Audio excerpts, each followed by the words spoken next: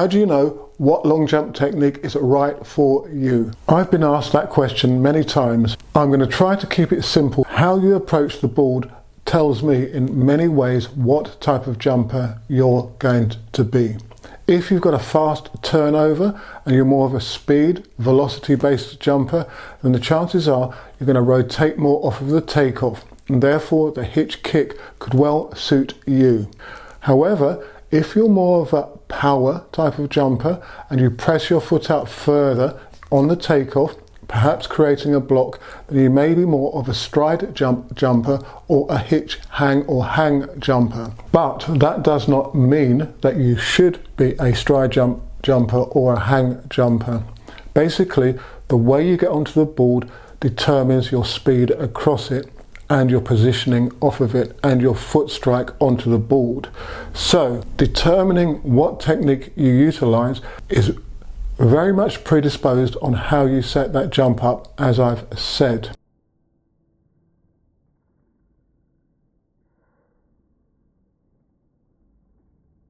Now, we really want all jumpers to move in fast into the takeoff and not to go long on the last stride with the foot pressing out too far. If you do that, your center of mass will drop backwards and you're going to lose velocity over the takeoff. So we need to move quickly into the takeoff and move quickly off of that.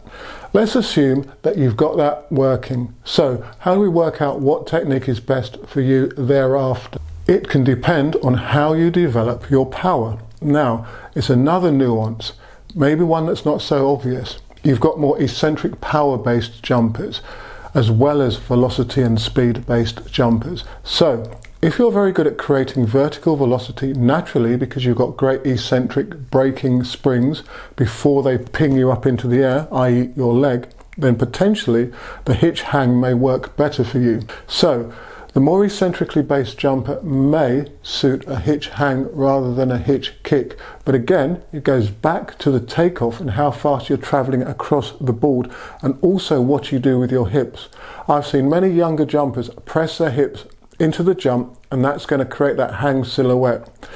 What we don't really want to do is a traditional hang. Now I'll say that, put it out there. With a traditional hang, you can pull the foreleg back too soon without clearing the takeoff. So you're going into the hang shape straight away off of the board. Therefore, you've not cleared any distance before you go into that banana shape that's going to combat the rotation and enable you to get your legs out. So ideally, you want to do the hitch hang instead of the hang, whereby you take off, push the foreleg out, then pull back into the hang shape and go round with the arms as the lead leg does a hitch kick motion under the hips with the rear leg coming through into the landing.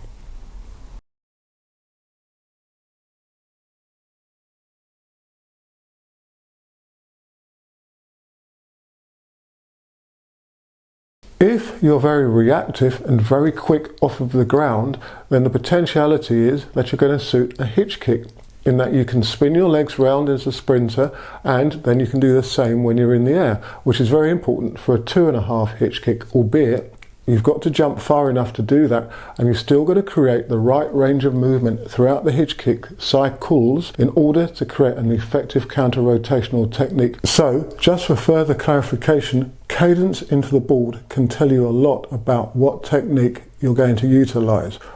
Now, I do want to say at the outset that between the hitch hang and the hitch kick, there's not much difference in terms of their effectiveness.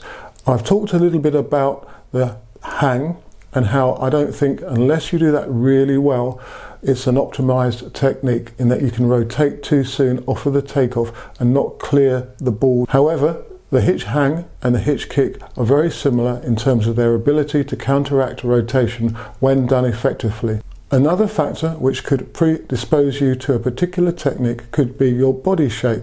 Longer, leaner body shapes may well suit a hitch kick rather than a stride jump, for example, or a hang technique. If you're shorter, the hitch kick may also suit you. Generally speaking, slightly shorter athletes will have greater cadence and therefore the ability to run off of the takeoff. One other thing I want to add is that just because you may start as a hitch-hang jumper, for example, doesn't mean to say that you won't progress to the hitch-kick or vice versa.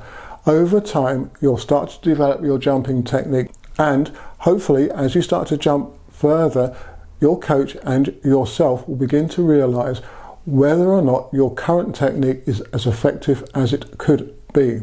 So it is possible, and it's usually the case where somebody switches from one of the other techniques to a hitch kick, that may be your option in future. The further you jump, potentially, the better the hitch kick becomes, because you're able to do 1 or 2 cycles in the air, and that fills up the space between the takeoff and the landing, thus preventing rotational forces from affecting your flight path, normally forward rotation.